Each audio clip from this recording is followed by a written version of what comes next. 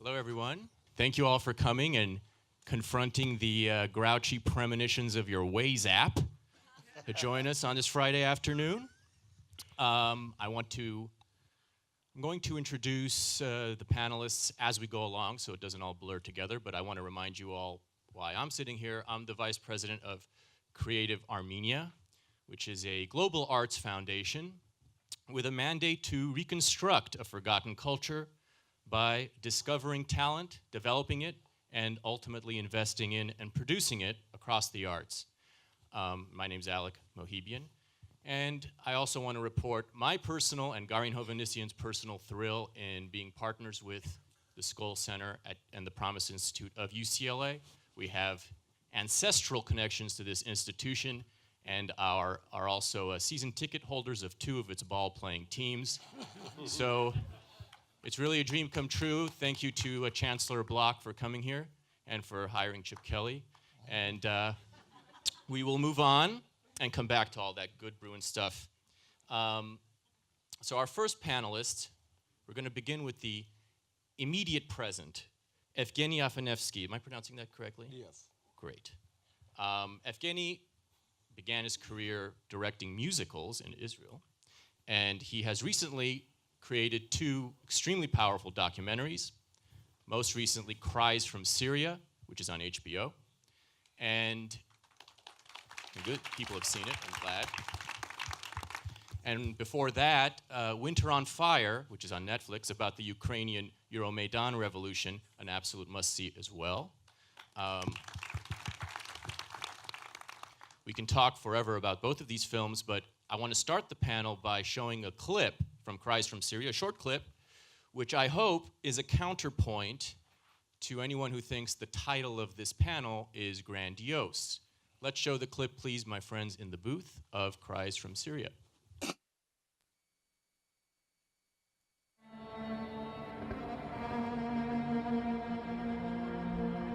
Cries Syria.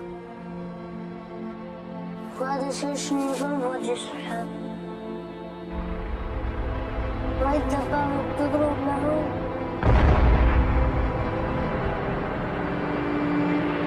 قدر العالم وهذا بيضربونه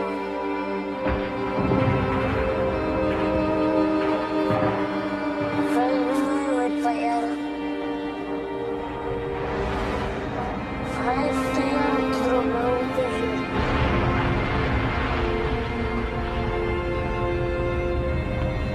هاي سوريا لا نشوف التدول العالم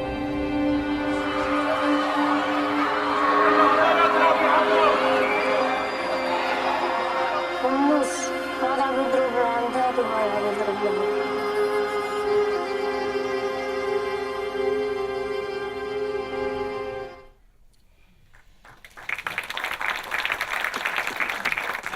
So Evgeny, you described your mission in Cries from Syria to tell the comprehensive story of the Syrian war. What is the comprehensive story you were trying to tell?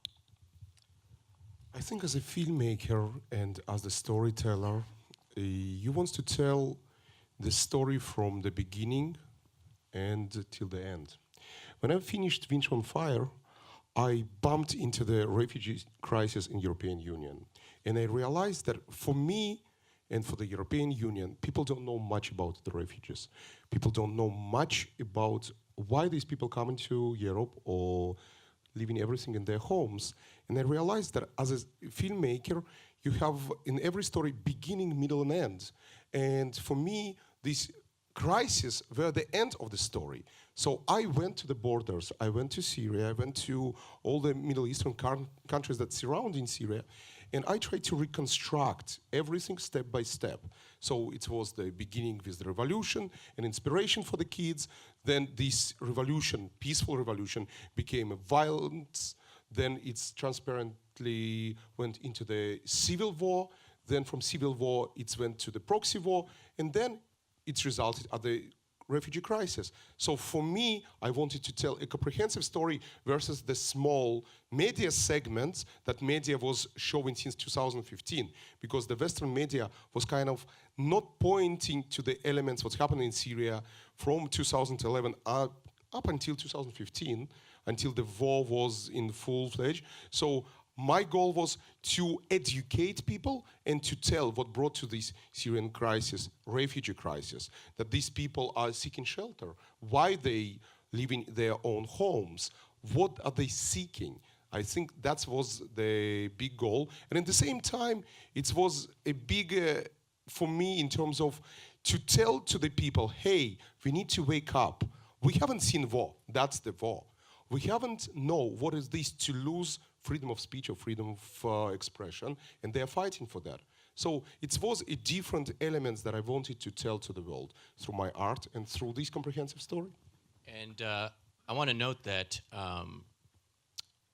oftentimes I've noticed when it comes to something as exotic in terms of its location from us, and as complex as Syria is, I think it seems like that complexity is sort of used as an excuse not to really care and to sort of say, that's crazy problems happening over there, we can't get involved, that seems to be that's the temper of the moment. Sometimes the temper of the moment is we should get involved, but either way, complexity is almost like, is a huge obstacle, I think, and it's the same with the Armenian genocide, which has 100 years of distance to add to its geographic distance from the current mind.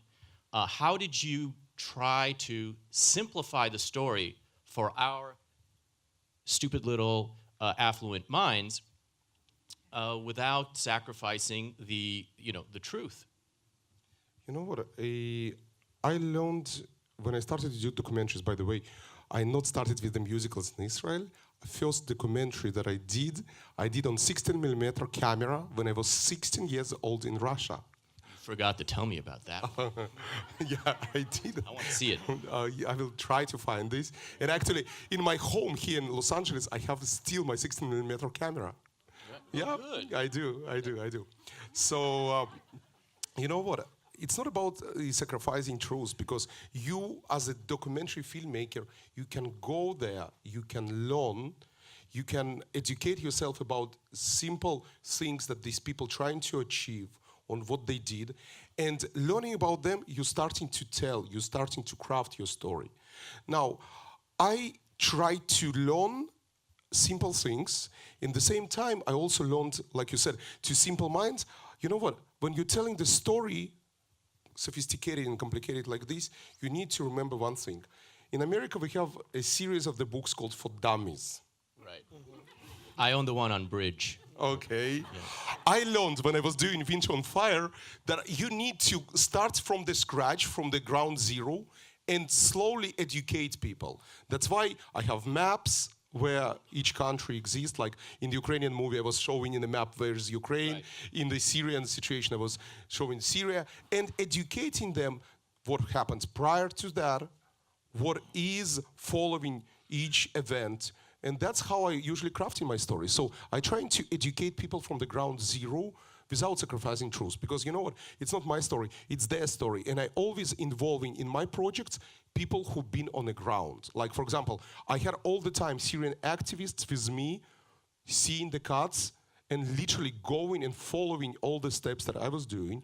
In Ukrainian, since I was there, it was much more easy. But Syria, I was reconstructing. So I was having with me all the time Syrian activists who've been involved in different places, and that's helped me to craft the story.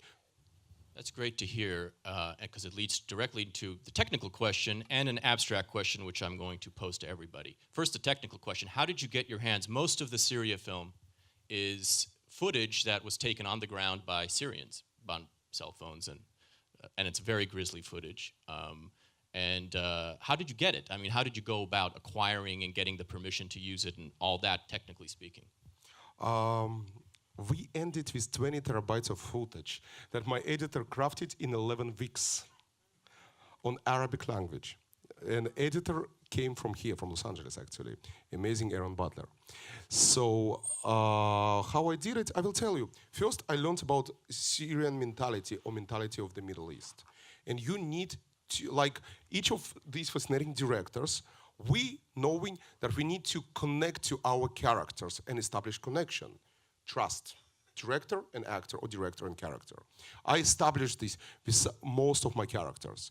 And when you trusted by them, in the Middle East, they're starting to refer you, to refer to somebody else, and then this one, because of the referral, recommending to somebody else. Now, for Syrian people, at the beginning, I was a challenge because I came from the West, and they were thinking that Western people don't want to know anything about Syria. So we betrayed them. I needed to convince them to trust me as somebody who coming from the Western world and able to tell their complexity and their story to the world and bring attention to the crisis. So in a second I achieved this, people started to bring me their footage because they wanted this story to be told. So it was the challengeable beginning where I needed to bridge all these issues, and then in a second they trusted me and believed in me. They started to bring me footage, recommend me to the next person, and this next person was bringing me his footage, and groups, activists, everybody were bringing the footage. So like I said, we gained almost 20 terabytes of footage, the most sophisticated archives right now. And you made a comment, which is interesting to me. You called yourself, in one of the articles about this film, in the run-up to the release, you called yourself a freedom fighter. It said that was your role in this film, was a freedom fighter. Now, freedom fighter is not always compatible with storyteller. It can be, but it's not always. And so this question is for everybody, because you've all dealt with politically contentious, at least theory topics. How do you? I'm sure you felt like freedom fighters at times, or maybe not. How do you? What do you consider your role, Terry, Reggie, even Angela? What do you consider when it comes to this, the line between being a storyteller and being a freedom fighter? Mm-hmm. There's a great quote by Gordon Parks, great photographer, filmmaker, and he talks about a choice of weapons, right? So he chose a camera, and with that camera, he was going to tell the truth, and the truth is a very powerful weapon. So when you're making movies, whether it's a documentary or a scripted film, you're trying to get to a truth, and truth is elusive, truth is complicated, and that's the challenge of our job. But, so I make the same choice as Gordon Parks. Yeah, I totally agree with that. And when I remember when I was doing In the Name of the Father with Jim Sheridan, and a conservative paper, the Daily Telegraph in London, called us up because there'd been a lot of accusations about we'd made the story up, these guys were guilty, it was all bullshit, blah, blah, blah. And Jim Sheridan, my best friend and the director, was on the phone, and Jim's given to mythological thinking and talking and so forth. I don't know if you've ever heard him, it's something else. Anyway, he said, I kind of got the gist of the question, well, is this the truth? And he says, no, it's a greater truth. It's a distillation of the truth. The Daily Telegraph went apeshit with that. It was like, here's these, they're distilling the truth. But it was actually, that's exactly right. We take, in feature film, you take the actual drama, the events that took place, and you sandpaper those down to their essence. And the most important thing for me is to stick to the basics of the truth. Because if you manipulate the story in any way to suit your particular dramatic vein, it's going to collapse the whole thing. And there have been situations that, for me, the most, not egregious one, because I thought it was wrong, was with Hurricane, with Denzel, where the New York Times took it apart and over one particular issue that I thought was wrong and destroyed it. So, but having said that about the freedom fighter thing, it's you're always telling. There's no objectivity in my point of view. I'm telling a story from a particular point of view, but I'm maintaining the truth of the facts. This is my perspective on it. And I don't ever claim to be objective, because if you point the camera for 30 seconds that way and 5 seconds that way, you've already made a subjective decision. Right. So you're a partisan storyteller, but a partisan for the truth, I believe. I can speak about this as an actress, and I think that there's a lot of activism and a lot of things that are going on right now where we, as people, also stand up for women's rights and so many things. And I can say that I feel the strongest when I play a part, because it's through the part that I'm able to reveal the story that I want to tell. And a lot of the time, for example, working on the films that I've worked on, specifically 1915 or The Promise, I'm telling the story about this particular woman, but through my being. So I would prefer to state that activism, if I can, through the story than fighting or screaming or saying hateful things. But I would like to stand through storytelling, and I think that's what art is. I was listening to Gary Oldman talk about working on Churchill, and he was saying how he had watched other actors from the past, and it was their point of view, but then he had watched footage from Churchill and said he had seen something completely different. He had seen a big baby, and he had seen someone that wanted to do so many things, and he was able to reveal that softness about him that he hadn't seen other actors do. And I think that's what we do as actors or filmmakers, that we tell the story, you know? So I guess that's what I could say about that. And let me comment to that. Can't comment Okay. on your own comments. Okay. You had your chance with Deadline.com. Go ahead. 2nd of November, New York. Actually, it was Brooklyn. I think it's Critics' Choice Awards, where I did this comment from the stage. And I was referring to everybody in the audience.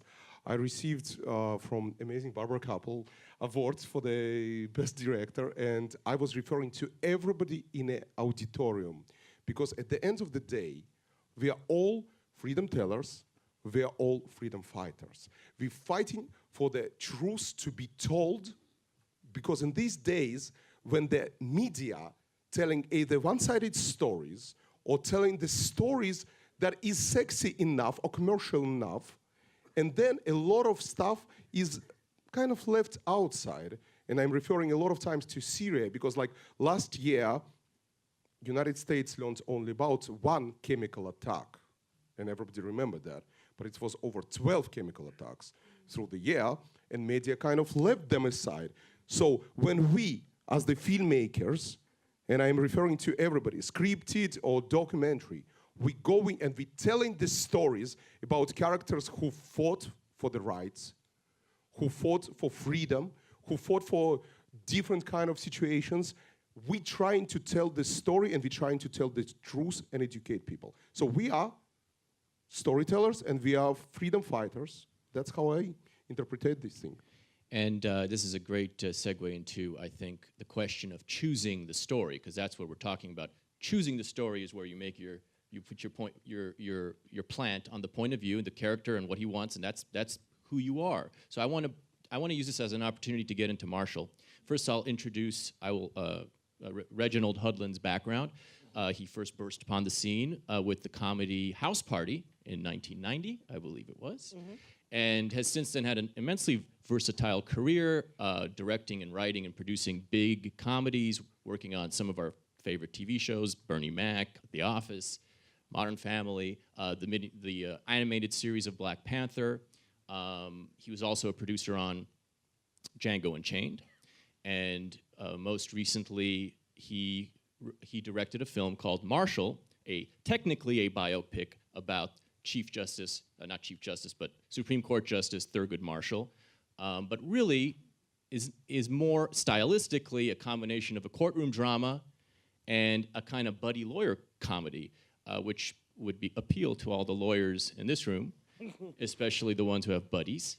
And so let's play, just as a brief teaser clip from Marshall, where Thurgood Marshall, as a lawyer for the NAACP before he becomes a justice of the Supreme Court, meets a client that he's about to represent.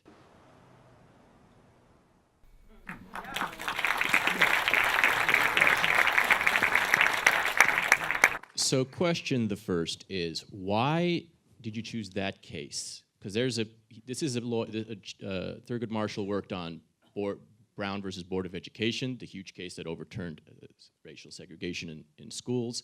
He was, of course, a Supreme Court justice with who knows how many opinions he wrote and how many cases. You chose a case before any of that. Why? Well, I was always a giant fan of Thurgood Marshall as a person. I mean, obviously we all adore Martin Luther King. Some of us adore Malcolm X. I feel like Thurgood Marshall is equal to, the achievements of, I would say, if you're going to do the Black Mount Rushmore, I'd go Harriet Tubman, Martin Luther King, Malcolm X, Thurgood Marshall. And Thurgood Marshall's the least known. And I feel like in some ways he's unique from the other three because the others broke the law. They broke the law in search of justice, but they were lawbreakers. Thurgood was a lawmaker. He transformed the law through his courtroom trials and then as a Supreme Court justice. And for me, the final achievement of fighting for freedom, fighting for justice, is to be in that position of power and to use it responsibly. So I thought he was an important person to me. And when the script came to me, this was the story. And I thought, God, this is very chronological for all the things you just said. I mean, the man lived a very long life and had incredible achievements his whole life. So when you look at a person like this, you can say, okay, we can try to do his whole life, which is basically watching a movie on fast forward. You will never be able to go deep into any of the amazing things he did. Or you can make a very hard choice and pick a story. And I would hope that most people learned about Brown versus Board of Education somewhere in 5th or 6th grade. One never knows, but I thought if you do that movie, then people go, oh, yeah, I know that. I've seen that. But this was a story people did not know. This was a story that felt like it could have happened last week. It felt completely relevant and current to issues today. It was a story set in the North, because I feel like as a genre of civil rights cinema, we've seen enough tobacco-chewing sheriffs and got it, as my kids would say. We were cleaning out the book, they had 5 Harriet Tubman books. We're like, we got it, Dad. So, we haven't seen Northern racism. So a movie set in Connecticut, I thought was refreshing to see people who, we're better than those people down there. But, they have the same institutional racism, which feels more like how institutions function today. And here's Adam, and we get to see another side of the man, that he's young, he's got this super sarcastic sense of humor. He's really an investigator, and he's doing this incredibly courageous thing. I mean, here's a guy who lives in Harlem at the height of the Harlem Renaissance. He's hanging out with celebrities, he's got a beautiful wife, he's got a perfect life. And he takes these cases and he gets on a train and he goes to hell. When you go to Alabama and Tennessee and Oklahoma, these are places that will kill you if you're there after sundown as a black person. So to go to these towns who say, we don't think you're human, we will kill you, and say, not only will you acknowledge my humanity, I will convince you that you were wrong, and you will let my client, who's being unjustly tried, free. That is a freedom of spirit. That is an arrogance. That is extraordinary. And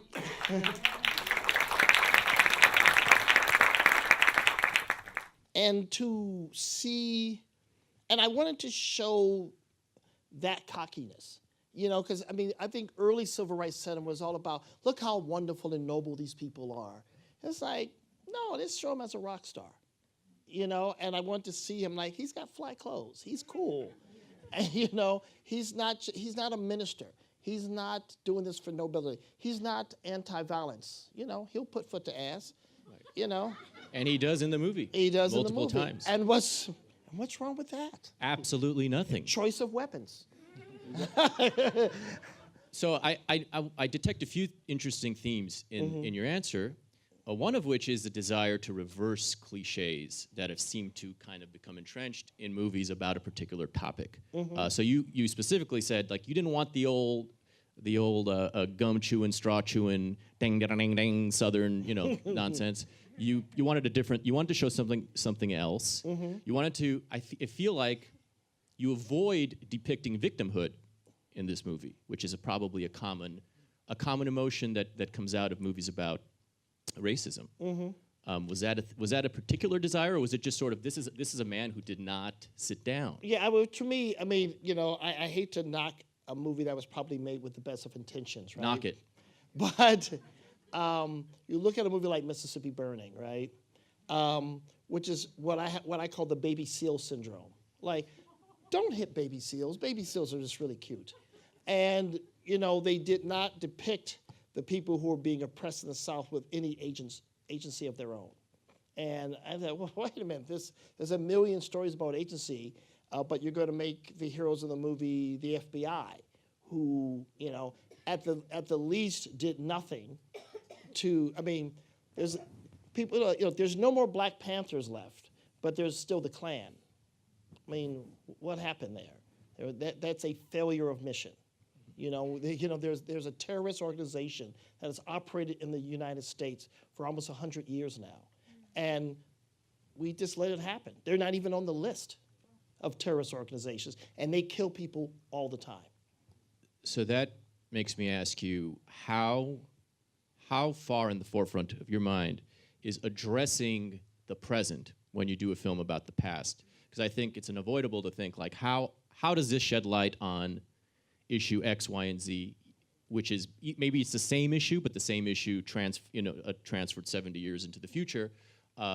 It may be just a related issue in the case of the Armenian genocide and the refugee crisis today. These aren't the same issues, but they're related, and the temptation to comment upon them when you're doing a film about the past must be strong. So I wanted to open that up to all of you. How do you massage that instinct?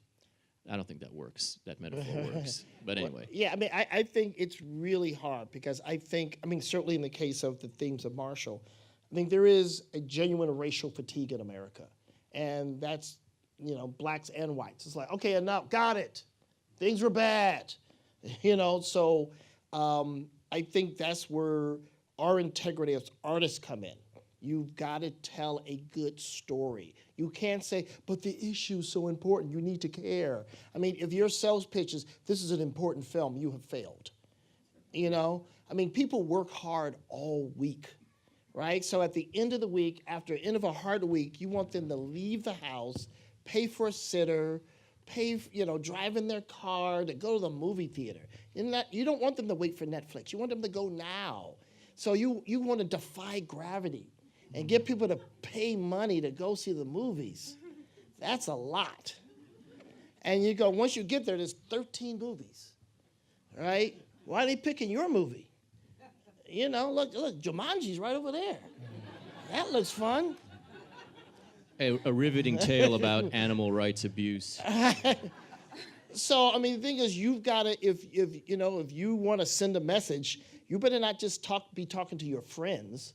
Me and my 12 friends all agree this is very important. You have failed. If your weapon is a camera and, you call yourself a communicator with the world, then you better figure out how to get the world to get people who don't agree with you to see your movie and have a conversation. Yeah. No, amen to that. I mean, primarily we're entertainers. That's the number one obligation is to put asses in seats, paying asses, and to then repay back the people who gave you the money or whatever in the fullness of time. And I remember I was on a panel, I think it was in Germany, where maybe it was Sharon again or somebody said, whatever you do, don't put your psychosis on screen. Go and see a psychiatrist. And then I looked around at like 6 German filmmakers, and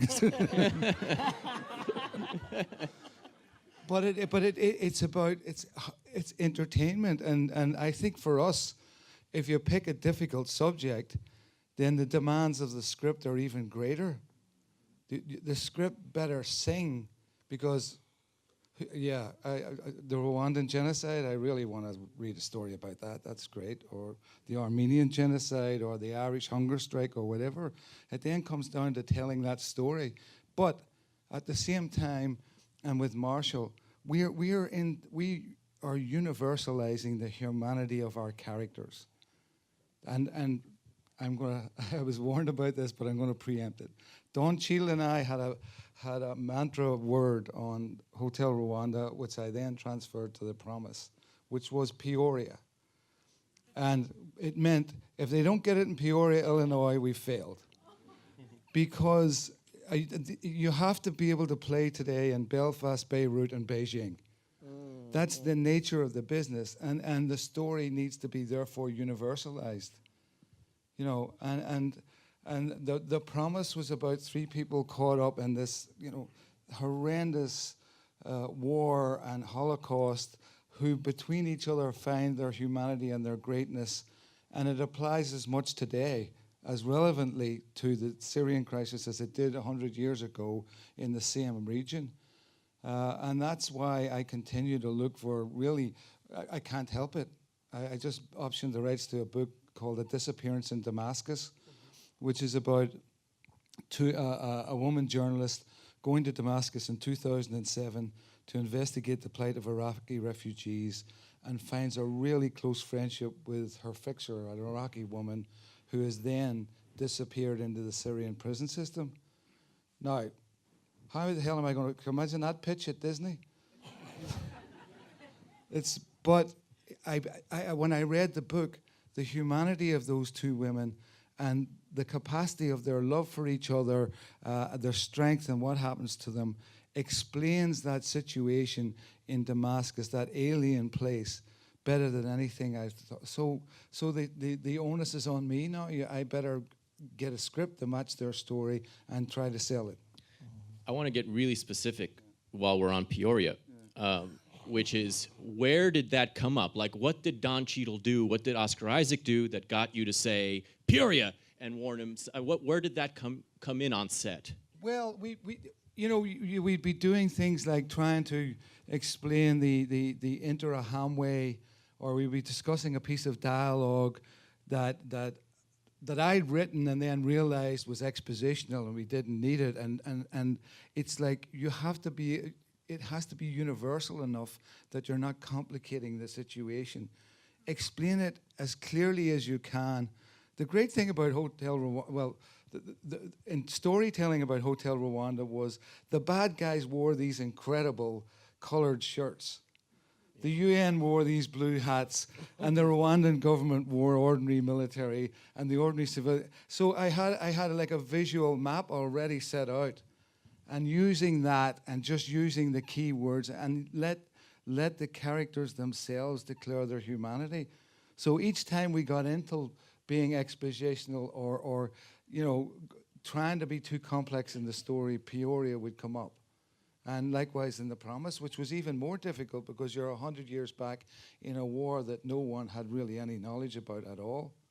So, and I know when if I ever get to make Disappearance in Damascus, I'll be using Peoria a lot. Right. The namesake of this theater, Billy Wilder, said a lot of unforgettable things, which I can't remember, but I think one of them was, you can be subtle so long as it's obvious, right? So that seems to fit your. Exactly, yeah, and that's the trick. Before we get into you want to say? Okay. Go.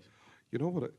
Talking about connecting stuff for the things that we're doing, I want to give you a sample. Winter on Fire, we were just talking about that on the backstage, and you said that you looked at this and it's basically reminded you something about Armenia. Exactly. I want to tell you about connection here. You're telling a story sometimes, but you need to think how you connect the story to people, for example, to here in the United States or in European Union or in Latin America. And I think with Winter on Fire, I achieved this because when I was doing my Syrian journey, when it was Cries from Syria, I learned that in 2016, Latin America, Brazil used Winter on Fire, opposition used against the dictatorship and government there in Brazil, and I not was there, it's them who adapted the story understandable enough and inspirational enough for them to see how human were the people, protesters on a Maidan Square, and how it was helpful for them to use everything what's happened there against their current government. Then last year, 2017, I witnessed even more fascinating thing for me. I saw pictures from Caracas, from Venezuela, where they were screening Winter on Fire on the streets, in underground, in libraries, in the schools, and it became their manual for their revolution. And it was like, I read articles in the Reuters, and I was like, what? Winter inspired Latin America. So that was the most unique thing that I saw in my movies, and this inspired me to go take another stories. And like when I was crafting Cries from Syria, I saw how many different things were kind of helping me to translate this story into different nationalities, different moments, and I see how, for example, I can easily translate it into the, you know what, they were fighting for their freedom of speech and their democracy, and to lose something like this is very easy, but to gain, you can see the sample. They're fighting 6 years right now. And then you can see what's happening in our own country, and then you can find a lot of similarities. I can go on and on and on. I can point you line by line how similar sometimes certain situations between Syria and European Union, Syria and United States, and it's what I'm trying to bring in my movies. I'm trying to connect dots and stories to our days. I think that's the important thing for me, and Winter on Fire was a great sample. Right, and look, I mean, when I was a kid, there was this series on PBS called The Japanese Film with Edward O. Reinschauer. And he went through all the classics of Japanese cinema. So through watching this series on PBS, I learned about Kurosawa and Ozu and all that. And so, you know, Kurosawa had a huge impact on me. And Kurosawa wasn't thinking about me as an audience member. He was just being a great storyteller. And, plugging into that universal, and so I'm stealing from Rashomon as much as I can when I'm making Marshall. And the moral is you can be very culturally specific and plug it to a universal, which is exactly what you're describing with the response to your movies around the world. Or me and my brother's response when we saw In the Name of the Father. It was just like, exactly, because when you see truth, you feel it. It resonates through your body. Yeah. It's a great feeling. You just go, that truth on the other side of the world inspired me to step it up. And when you bring in the... I was just going to say to that I think that's what I love about acting, is because there are performances that have lived with me that happened in 1945. And I remember watching it and thinking, I don't know how that life just happened, but it was a cathartic experience. And that's what I love about filmmaking. That's what I love about storytelling, because I think that we have permission maybe to do the things that we're not necessarily allowed in real life. We're allowed, with creative license, to have some of the most intimate things that we can have in front of that camera in that moment. So if I look back to, let's say, Mama Roma with Anna Magnani, and I see how she's laughing at the beginning of this party, and it's about a prostitute. It's about what women were at this time in Italy. I think, my goodness, this woman was so powerful and fearless and creative in this moment, portraying what we would all look down on. And you see this vitality in her. And similar to that, there's so many films. And so I have such, I guess, I'm just so moved when I see the kinds of films that you all make. I'm such fans of your work. And so I love that I get to be a part of this panel in this moment to talk about these things. I want to add something interesting. When you said about stage, and when we're going back to the movies, you know what is difference for me, stage and the movies, why I always wanted to make movies and I'm making movies? Stage, when you're directing stage, it's the moment that we're creating for the audience. It lives with us certain time, and slowly with different memories, it's covered and covered and covered. Everybody here creating a cultural monument that can live centuries.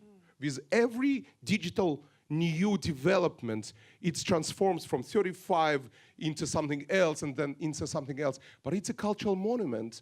We're creating the cultural monument with the help of the great actors, and these cultural monuments have the messages to change hearts and minds. And that's what we're doing. So that's how it lives beyond us and creates the legacy and changing the world for the better. This is a great place to talk about terror. Let's clap for that.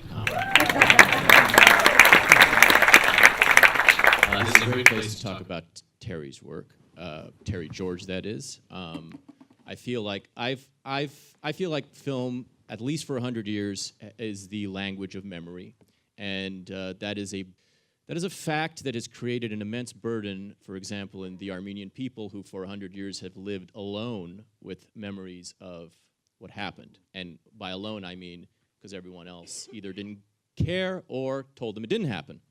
And so a filmmaker comes along tasked with the burden of relieving them of these memories by depicting them on screen in the language of memory. Terry has met this burden in numerous stories, beginning with his career as, of course, an Irish scriptwriter and director. He's brought a lot of stories about Northern Ireland to life. Most notably, perhaps, is In the Name of the Father, starring Daniel Day-Lewis, which he wrote and Jim Sheridan directed. He then, of course, went on to make the definitive movie about the Rwandan genocide, Hotel Rwanda, starring Don Cheadle. And most recently, he directed the first big Hollywood, American, huge production, which has been 80, 90 years in the making, in some sense or another, about the Armenian genocide, called The Promise, in which Angela Sarafyan plays a role. So we all want to talk about a lot of issues that I'm sure he encountered in The Promise. Let us show the clips, my true loves, in the booth. For The Promise, there's going to be two clips here. It's going to be, the first one's The Promise. Second one is the behind-the-scenes documentary called Intent to Destroy, in which you see Terry directing Oscar Isaac in that very same scene.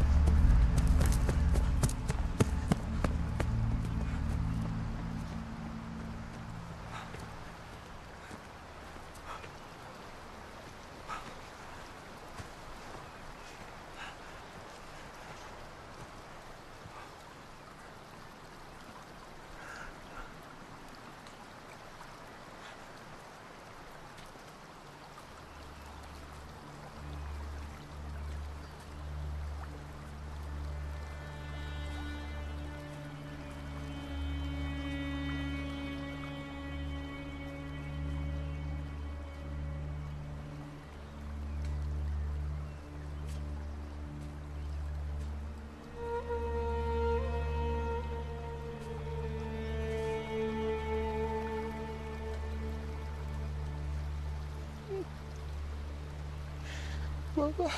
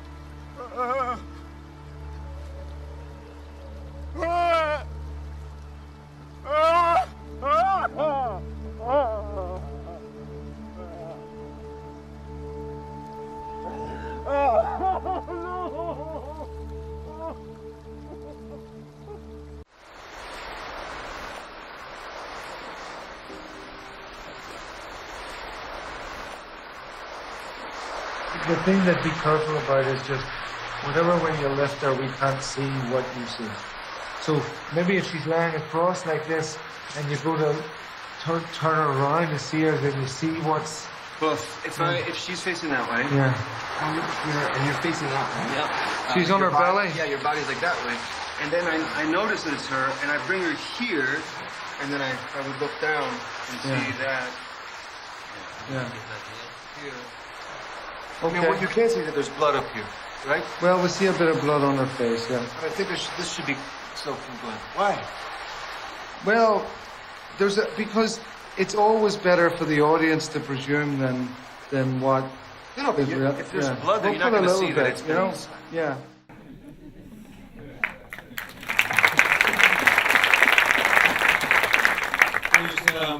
There's a couple of things going on there. For it's B. I'll talk about B first. The B reason. The B reason was that I was crucially aware throughout the film that I wanted a PG-13 rating. That children, teenagers, schools, people who don't want to go to art films would see this film. But you can't say that to an actor in the middle. By the way, I'm thinking of the MPAA here. I mean, that's beyond sacrilege. But luckily, I had an A reason for a creative reason, and I believed this all along. There are certain things that you can't convey on real life things that can't be conveyed on film and feature films. And when I watched Evgeny's little clip there from Syria, the man being shot dead. I had the misfortune in Northern Ireland when I was growing up of seeing someone shot dead. They don't fall; they melt. There's no in a feature film. I've never seen anyone really be able to pull off what I witnessed on the Falls Road. And so when it came to that scene as well, because what you're seeing is that Angela has not only been killed, but her unborn child has been ripped from her belly. And I remember, and later on in the film, Oscar Isaac tells us that in a much more emotive way than any piece of blood up here could have done. And I also remember from The Searchers, one of my favorite films ever, there's a scene where John Wayne rides into a canyon. He's looking for his two nieces who have been kidnapped by the Comanches. And he comes back out again, and their brother or their cousin wants to go into the canyon, and he punches him and throws him and screams, "Don't ever go in there, you can't." And right away, my head as a kid watching that, and everybody in the audience is thinking, oh my God, what was that must have been like in the canyon? What happened to that poor girl? The suggestion in the audience's head is almost better in those situations than trying to convey something that in reality you can't convey. You know? And one of that was a very emotive day for us. Poor Angela had to lie there playing dead, which is equally hard. It's just capturing how, we used the photographs from the history to recreate that scene, and yet it's the emotional impact on the audience and on humanity itself that you're trying to convey, and you're never going to get to what that reality must have been like itself. But to try to generate that in the audience is the challenge that we have. I'd like to, since we just saw Angela in The Promise, I'd like to bring her into this very same conversation by showing a clip of her in another movie. First, let me give you Angela's background, since we haven't talked about it. Angela, of course, has appeared in so many great films and television series, going back to Twilight and Paranoia, and she was in the second Twilight. Not in the first Twilight. She was in the second Twilight. She was in Angela There's Sarafyan. nothing wrong with is her that name. movie either, but I wasn't in it. It was a work of an auteur, and she was of course, she's most recently everyone's favorite character in Westworld as Clementine, and her particular relevance, of course, to this panel is that she has appeared in the only two feature films about the Armenian genocide produced in the United States, of course, in The Promise, And a year before that, she was in a film called 1915, in which I co-wrote and directed with Garin Hovhannissian, the founder of Creative Armenia. We had the honor of directing her as the lead in that film. And that was an unusual psychological mystery set and released in 2015 on the 100th anniversary of the Armenian genocide. The clip we are going to see now is from that movie. In that movie, there is a play being staged in which Angela is playing a woman from 1915 on the killing fields who is being offered a chance to escape by a Turkish colonel. And Angela, as the actress playing this role, is unable to do what is scripted for her to do, which is take his hand. My comrades in the booth, can we please play 1915 clip? This is our last chance. On the other side of this night, there's only death for you and damnation for me. Come, Hani. Let us save each other from our destinies. Take the colonel's hand, Ani. That's all you have to do. No. Ani, take the man's hand. No. I'm not going to leave him. I won't. I won't leave my baby. Ani, Samartun ցերկը բռնի վերջանանք։ Չեմ կարող։ Ոչ մի հայկին չէր կարող ասկծա։ Ani, ինքն է քո միակ բրկությունը։ Հետո գրնաս ցկելին է, բայց հիմա հետը պետք է արտաս։ No. No. Ani, you're gonna die. The entire Armenian people are gonna die because of you. Take his hand. No. Let go. Simon, Let no. go. No. No. չեմ ուզում։ No. No, this is my decision. This is my decision.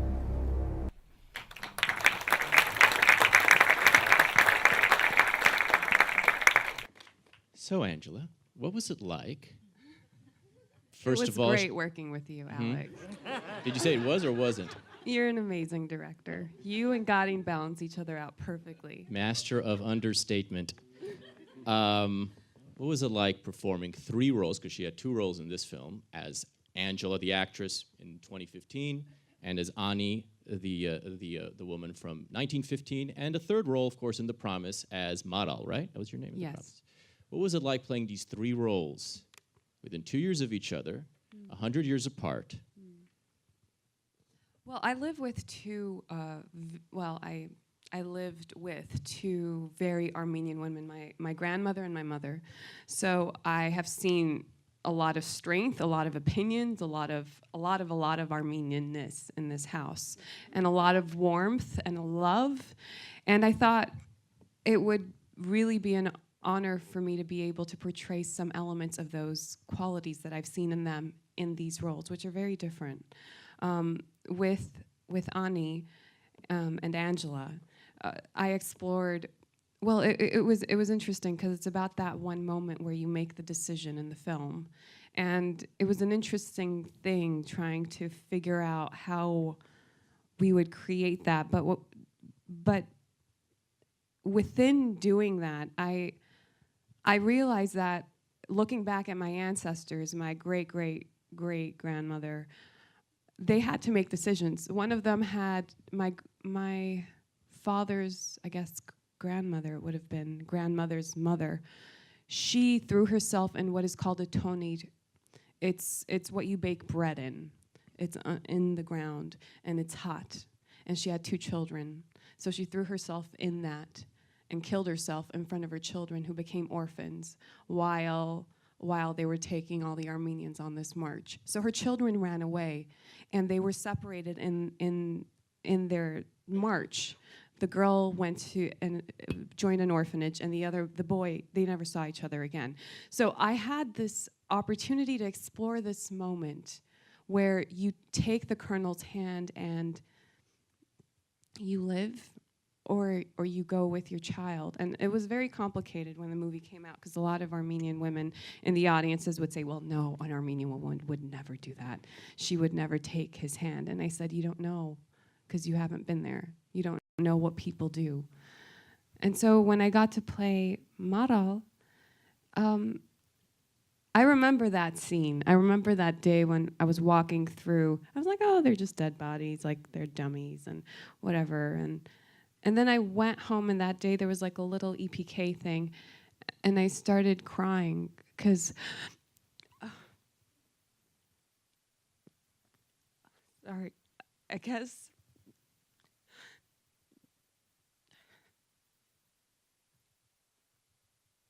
It lives in us. Well, it was the same that day, actually, when we were recreating the whole scene. There were a lot of Armenians involved, as in the actors and in the extras, and some on the crew, and they. I mean, it was a hugely emotional day, and you have to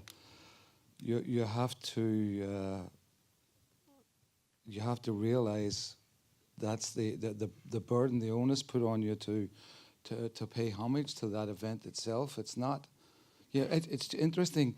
Another writer, Peter Balakian, great Armenian American writer, sent me a script, and in it, it's from his book called Black Dog of Fate, and he has a scene in it that's true from the Armenian genocide at that time, where the Turkish women, Armenian women are gathered in a square, and they Turkish soldiers pour tar over them and set them on fire, and they're running through the square. And I had to say to Peter, that's going to be that is really a really hard scene for me to conceptualize how to shoot that. And then 2 nights later, I'm watching a vampire movie, and 6 people burst into flames and run around the room and all the rest of it. And I'm like, yeah, it's a vampire movie. They burst, the sun comes out, they burst into flames. What's the big deal? Well, the big deal is we are charged with transforming reality onto screen and telling a true. Once you say this is a true story, the audience goes to a different place.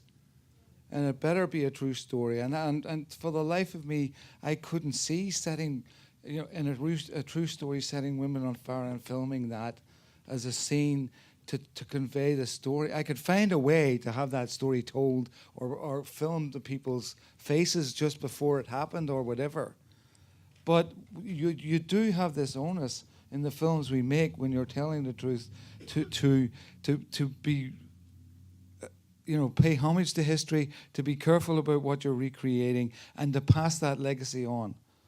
Because as you said, that we are creating history for people living. People are going to go back. The history of the Holocaust will be remembered mostly through Schindler's List. That's the way people will reference it. They'll reference the Cambodian genocide, probably through the killing fields and Angelina Jolie's last movie. Hotel Rwanda, along with several other good movies, will be the Rwandan. We are passing on history down to and that's a gift that has to be cherished, and I'm very careful about that, when I'm writing and also in talking about it, that this is not Transformers. People are going to remember this. It may not do great at the box office the first time around, but it's going to be seen again and again, and it's going to be seen in schools, and people are going to talk about it. And like when I went to Armenia, the whole Armenian nation was so grateful because we have recorded in a way that's communicatable to the rest of the world in the best way possible, just a little snippet of what that was like for history. And working on it in that particular moment, I realized something became very clear to me. What became clear is the orphans in the film were the orphans that they were my ancestors. In that moment, when I was lying there and I was seeing those little kids running or the people that were dying, I was like, that's what happened. If the orphans hadn't run away, I would not be here now. I just wouldn't exist. So it's interesting what happens in the process of making a film. And I want to get back to the issue both of the Schindler's List, you know why, and to confronting literally real people, because some of these characters, in the case of the Armenian genocide, the real people are no longer with us for the most part. Some of them, I guess, no longer anymore. But in other films, such as the one you just finished shooting, you're playing a real person who's probably alive, I'm assuming. If you could comment on that, what that experience, you're playing, in just a little bit of background, Angela has a role in the forthcoming film about Ted Bundy, biopic directed by Joe Berlinger, who did the documentary. And she plays a friend of his wife, I believe it is. You can correct me. But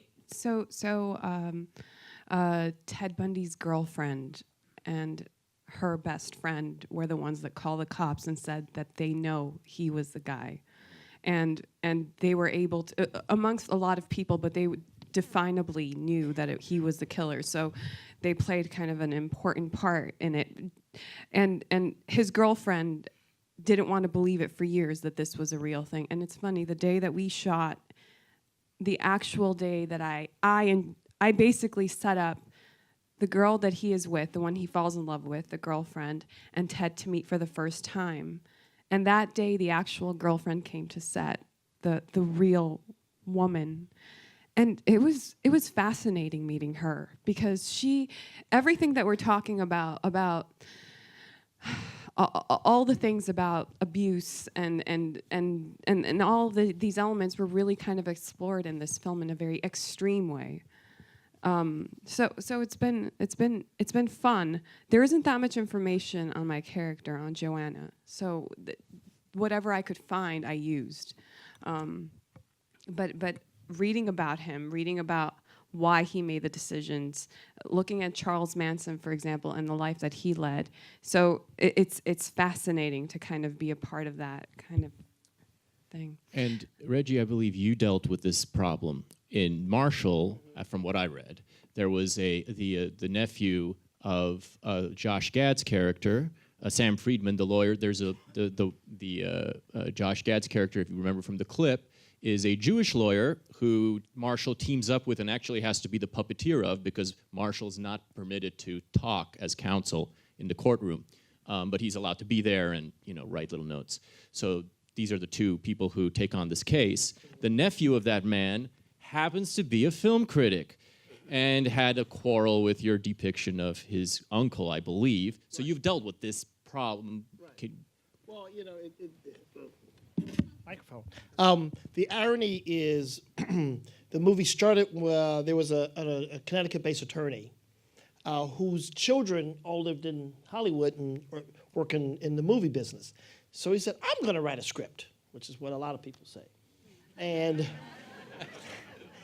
And being in Connecticut and being an attorney, he dug out all the legal files and he researched all the news stories, and he, in fact, wrote this script. And he sent it to the daughter of Sam Friedman. And she read the script and goes, I love this movie. This is an incredible movie about my father and Thurgood Marshall. So she said, I have a friend who's a big Hollywood producer, and sent it to Paula Wagner, who then read it.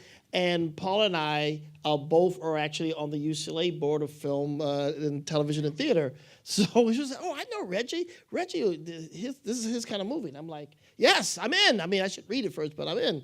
So, so we had, Sam Friedman's daughter there. And we, we're talking with the Marshall family. And one of the things we really talked about was casting. And for example, with Thurgood Marshall was a very light-skinned black man with hair texture probably closer to yours. And we cast Chadwick Boseman, who's a darker-skinned guy with a different hair texture. So we asked the family, are you okay that we cast an actor who does not look exactly like your father? And the Marshall family said, if you told my father you weren't hiring the best possible actor because his skin was too dark, he would lose his mind. He would be furious. So we said, okay, we're good with that call. And, what's his name? So with the Friedmans, it was this kind of weird family fracas because the daughter was like, she didn't even know my father. What is he getting upset about? It's my father, and like this, this is exactly what my dad was like. So they had beef, and I said, I'm not getting into a family argument. Right. You're his daughter. You're here on set. You've read the script. You see everything we're doing at every step. You're fine with it. Talk to your cousin. Right.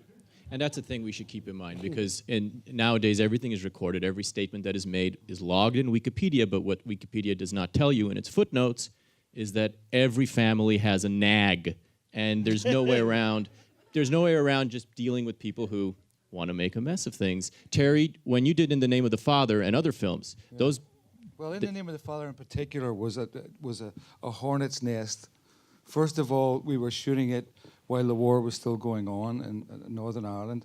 And secondly, we were claiming that the British justice system was basically totally corrupt from top to bottom.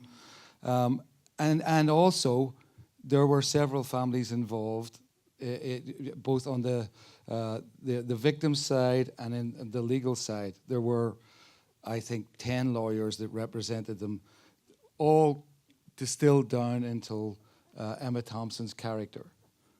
And you would get all of the, all the different people who were involved. Paul Hill, who was one of the other defendants, had married into the Kennedy family by then and wanted to tell his own story. And there was talk of an undercurrent of subterfuge to get us stopped. Daniel didn't want Jerry Conlon, the real guy, on the set for whatever his head was in. But we then had to go and tell Jerry Conlon, who at that time actually said that he was more famous than the Rolling Stones to us, would show up in Dublin with Johnny Depp, who he had previously offered, Jerry Conlon had offered the part to. And all this was going on. Meanwhile, and it's actually one of the best scenes in the film, Jim Sheridan wrote the speech in the cell, the argument between Jerry Conlon and his father, where Daniel says he detested his father for his weakness and that he dreamt that he was dead and that he went to his grave and he pissed on his grave. Somehow that page or the story of that got out to the Conlon family, who then blamed me as the scriptwriter for creating a scene where Jerry Conlon was going to go and piss on his father's grave when he got out of prison. And they literally talked to the IRA about it and so forth. And we had this whole scene where somebody from Sinn Féin was sent to me to say, you can't be filming a scene in Milltown Cemetery where Jerry Conlon pisses on Giuseppe's grave. We're just not going to let you do it. And I'm like, what? But that's just an anecdote for that when you're doing nonfiction, two things are going to happen. They're going to want to know why they are or aren't portrayed, and they're going to hear a cash register ringing, and they're all going to pile on. And therefore, beforehand, you have to get the rights sewed down, and you have to stick to the basic truth, and you have to decide what you're going to distill and crystallize and how. I'm sure the Sam Friedman character, somebody in the family said my father wasn't fat. Yeah, exactly. They were like, Poor Josh Gad. Sam swam every day. He was this slender, handsome man. Why do you cast Josh Gad? Exactly. I'm like... It's funny? I faced that when when the actual woman was there on set. She said, Joanna didn't look like you. I was like, well, I know. I mean, I don't know what to do. She's short and fat. And I was like, I can't change that. But so when because I made the choice that the best friend, she checks out his ass, She goes, oh, he's a nice piece of ass. You should just go talk to him. I wanted her to be a little more flirtatious than just like a frumpy, short, fat ass. I just thought, maybe she drank a martini or maybe, something interesting with the character. And she's like, those are all false information. And I think what we do is you stick to the truth, but it's your own truth, right? I mean, here's the thing. Whenever there was a newspaper story that I knew firsthand information about, whether it was about me or I knew the people, and you read the paper and the story in the paper, and you go, wow, about, 40 to 60% of the story is true of a story that you personally know firsthand, right? So you go, okay, well, that's probably true about every story in this paper, right? That this the bulk of, like 40 to 60% is not accurate, right? And that's something that they wrote yesterday. So, when you make a movie, you're like, well, I wasn't there in the, in the cell. No one alive was there in the cell to know exactly what they said. But, you go, okay, and people say, well, was Thurgood Marshall that kind of person? Absolutely. He was a smart ass till he died, and you talk to enough people who know the person. I mean, I've shown Marshall to a ton of folks who clerked under Thurgood Marshall, of course, his family, and they go, well, this is exactly who the guy was. There's no doubt you captured the man exactly. So you go, okay, so we made up the right stuff. Yeah, but it's just look. I always say when this argument comes up, and you can't be, you can't be casting someone from Ireland as somebody from India, right? But at the same time, can somebody show me Liam Neeson's German heritage? It's like we have to make decisions about who's the best actor to play the role, but be true to the overall of the story. That's for me is the balance of it, and you've got to be aware that the press, the function of the press, as we know, that bad news is better than good news in terms of selling papers, and they're going to look for what's wrong with any non-fiction film. They're going to start to say, the number one thing they're going to say is, this isn't true. We actually got sued for saying this is a true story within the name of the father, and the basic issues they had were like, well, Jerry Conlon wasn't in the same cell as his father, Giuseppe. No, he was next door, but we couldn't have them shouting through a wall in a film, So we put them in the same cell. And another big argument was that, the British judges don't say, please approach the bench. Well, I don't give a fuck. They were, no, I'm sorry, but they were innocent, by the way. Did that happen to pass you by? Really quickly, before we enter the final phase of our conversation, which we can call the cutting room, I wanted to quickly ask you about the tone and the style of the two films, and again, you can answer this as well, because there's a very particular, you chose the style, as I said earlier, of a courtroom drama, buddy lawyer comedy. You chose... Can I just say one thing? Sorry. Yes. Sorry, if I said fat ass, I'm really sorry if I offended anyone here. I don't talk like that. I think it was just in the moment you were laughing and I just said something and I just feel terrible. I'm issuing a general Irish apology. I apologize. Yeah. No, it's not the for same. The F word and anything else. It's not the same, Terry. If you're It's offended not the by same. Angela's comment, there are bagels in the green room. We're happy to share with You're you. such a jerk. Anyway, okay, go on, Alec. So I wanted to ask you about, it was a very peculiar choice of tone, both in Marshall and in The Promise, which is a kind of like an old style. It's kind of the movie that was supposed to be made 80, 70 years ago, and it was never made, and was never made, and was never made, was never made. Maybe that's part of the choice. But I wanted to ask why you chose, because before, or adjacent to your choosing of the story, it's choosing the tone and style, genre of the film. So if you could just comment upon the genre, the kind of doc you made, the kind of film you made about Marshall. Well, with Marshall, the main thing, I want to make a movie that you would like if you've never heard of Thurgood Marshall. I just said, can we just be a good legal thriller?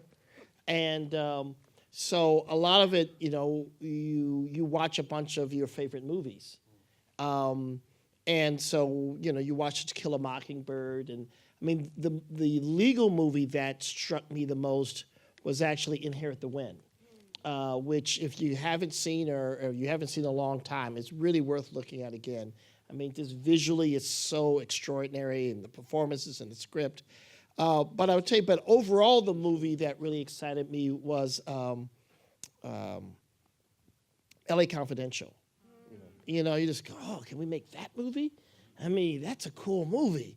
And I don't know that we got there, but I mean, that, it was a very different, just a great noir thriller. And noir is very dangerous because they didn't make money in the 50s. They don't make money now. So where are we? Are we driving this into a ditch? But it just felt really right. So, we stole from a lot of stuff, and again, the interplay. Obviously, there's a tradition of black-white buddy movies, right? It goes back to the Defiant ones. And I really wanted to explore that because a big part of the movie is Thurgood realizing he doesn't have to do everything himself, right? That he can actually, find the most unlikely person and turn him into a great civil rights soldier. So I said, well, that's an important dynamic, and because that leads to the NAACP Legal Defense Fund and a lot of freedom fighting. And I said, well, if you cast two actors who are essentially the same guy, then they're both kind of fighting for screen time. If they're two different people, then they will accommodate each other beautifully on screen, and they'll have a much better dynamic. And I knew Josh and Chadwick would do that for each other, and the interplay would be great. And I wanted, obviously Sidney Poitier is sort of the template of these things, and Sidney Poitier as a brand is, I will maintain my dignity no matter what situation I'm put in. And, and Denzel is kind of a different thing. He's actually, even though you think of him like Sidney, he's actually more of a badass. So I said, I want more of the badass, because that's more true to who Thurgood Marshall was. And, because Sam was so off his game, his first time trying a legal case, that he's the guy who's desperately trying to catch up. And the fact that there would be no cuteness, that the cuteness would all be earned. Mm-hmm. And that led to funny, because life is funny. I think Goodfellas is one of the greatest comedies ever made. And it's, you shoot somebody, go, now you got to bury him. That's hilarious. So I think, movies about high stakes that are void of humor. It's got to be pretty serious. The Promise, yes, no jokes there. But, other than genocide, I kind of think there's room for a joke in most movies. Django Unchained was not... We did have a few jokes. We had Marwan, the playboy who was sent to medical school, and he couldn't stand the smell of blood and fainted. And you always have to have jokes. Like Jello, there's always room for a joke. And the film you produced, Django Unchained, had more than a few jokes, and certainly a different approach to violence than the one that Terry instructed Oscar Isaac to take. And we were talking about that back there. Yeah. Could you describe the kind of the strategy when it came to violence in that film? Yeah. Well, when Quentin and I first started talking about, it started with a conversation about movies about slavery, which I said I hate them all. Except for the one great movie about slavery, which is Spartacus. And I said, look, until you make a movie like that about the American experience, I'm not interested, right? And so, he said, I agree with that. And I also referenced a movie, a blaxploitation film, since that is one of his films. I said, look, when I was a kid, I saw this movie called The Legend of Nigger Charlie. You've all seen it, right? No. It's on my Netflix queue. And the Legend of Nigger Charlie, I actually don't remember a single frame of the movie. But all I remember is the star just kicked ass for 2 hours. And I left that movie feeling great. I was like, that's what I'm talking about. That's cathartic release.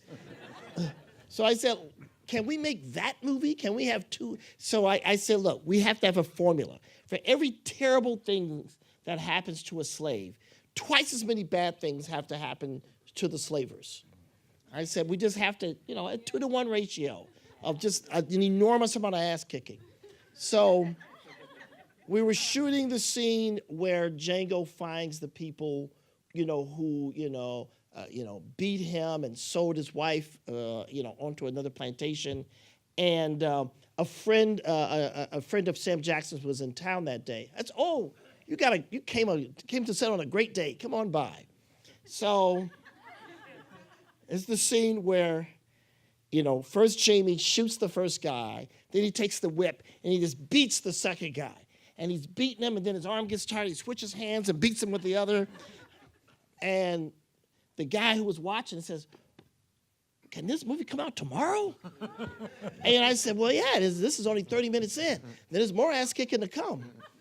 And so people go, oh, that's a really violent film. I'm like, yeah. I mean, you know, and look, I think you have to make a lot of movies on a lot of different wavelengths to send a message. And, you know, there's a lot of films about the Jewish Holocaust, and that's great, because to understand every nuance of that horrible incident, you have to make documentaries, and you have to make scripted films. You have to tell the story in every possible way. And then you have so many horrible things which the work will go unnoticed unless you have great filmmakers like my friend here telling those stories one by one. Are you finally getting to tell the story of Rwanda or telling the story of the Armenian genocide? I mean, these stories, I mean, one is not enough. You've got to tell it over and over. I mean, never forget is a message for everyone and all the horrors of humanity. So we got to tell it, and you got to tell it in every possible wavelength so the message gets through to the most amount of people possible. Since we are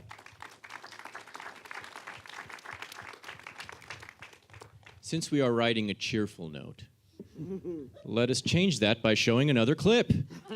One last clip, and this one, and it's a fitting clip because it takes us into the dilemmas of the cutting room, and also the limitations of this medium. I will excite Terry's anger to quote Stanley Kubrick, who said that Schindler's List, that the Holocaust is about 6 million Jews who get killed, and Schindler's List is about 600 who don't.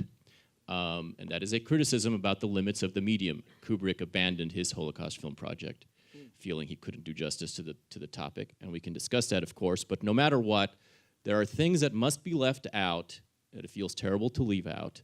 There are people who are either forgotten or very lightly passed over. One of them is featured in this clip in Winter on Fire, which we're going to show. He does appear in the movie. You meet him in the movie. You mourn him in the movie. But he's one of so many faces that can't all be fit into the screen. My dearest in the booth, let us show the Winter on Fire clip.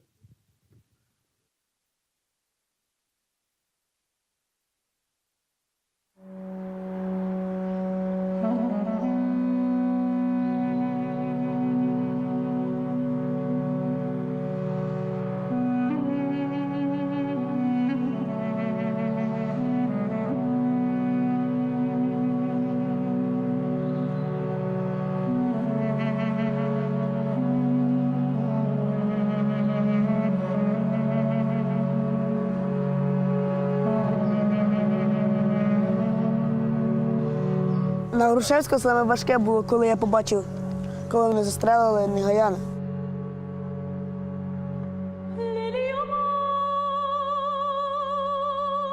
Я общалась с Сережей Негаяном. Мне очень понравился этот парень, насколько это светлый, красивый и открытый человек. Художница. Вот эта девочка меня рисовала. Рисовала. Она меня рисовала. Да, вот это... Ну, можна сказати, таких помислів від нього це не було. Я о вас давно хочу написать. Да? Да, потому что а где вы видели меня? Я каждый день вас вижу. Я хожу. Ну, не знали, что из дома, мы не знали, что он куда едет. А потом он приехал сюда и звонил отсюда, что я на Майдан. Как бы мне в этой стране жить, не в другой же жить через месяц, там, через 2 месяца. Это мое будущее, то, что я здесь стою.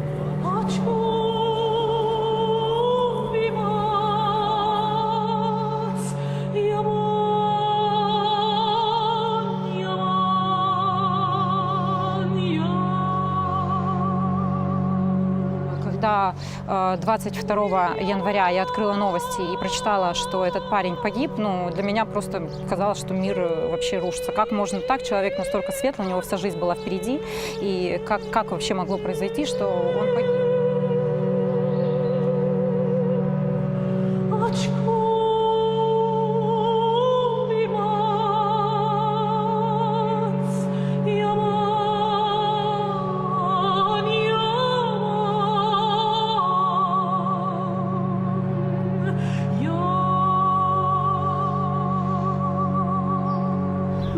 смерті Сережі просто взяла цей прапор, він носив у себе на грудях. Це була людина, ну дуже велика людина, тому що він був великий вірмянин і великий українець.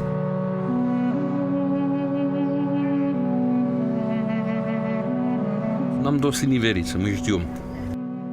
Вот я тут, я думал, и он там на Грушевском, например. Вот такое ощущение. Не верится.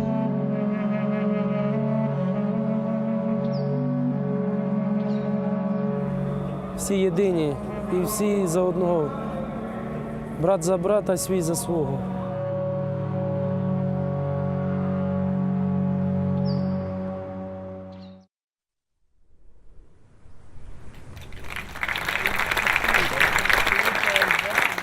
We have just a few minutes left, and before opening it up for Evgeny and everyone else to comment on the cutting room and on Sergei Nigoyan, I wanted to state my final thank yous to the Promise Institute, to everyone who is part of it, to the Skoll Center, to Peter Bissands, to Dean Terry Shorts, to Chancellor Block, to Dr. Eric Israelian, the surgical orchestrator of so much of this, and to Garin Hovhannisyan, the founder of Creative Armenia. We were very thrilled to be part of this event, and we hope it's the first of many more to come, and many other type of things to come. And we look forward to seeing you at the reception afterwards. Stay in your seats once we're done here, because the Promise Institute Award will begin immediately, and Mira Sorvino will be here to receive it. I don't think that's a spoiler. With a couple minutes left, I want to leave it to our panelists to address what we just saw, and then fade into the backstage. What you guys just saw is when I accomplished Winter on Fire, I had almost 12 terabytes of footage.